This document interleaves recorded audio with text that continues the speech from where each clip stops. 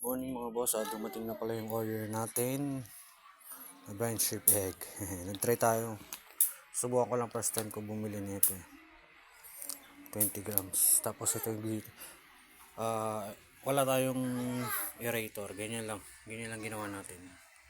Binabad lang natin. Kasi may nakita ko na parang iba di na gumagamit ng aerator para mapisa ang itlog. Ano na lang natin ng sabit kaya nakalagay dun sa binilihan ko niya mga 12 hours daw ay mapipisa na yan. Sa mga ano lang natin to, sa mga fry lang natin kasi ang bagal lumaki. Yan, mababaw lang, ganyan lang siya. Update ko kaya kung anong resulta niyan, kung mapipisa ba o kawawa.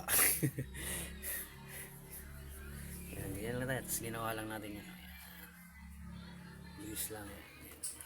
Kaya natin, sa mga fry lang natin yan papakain kasi ang bagal lumaki ng mga fry natin eh.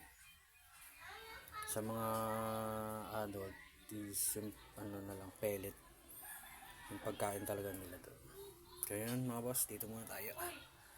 Bye.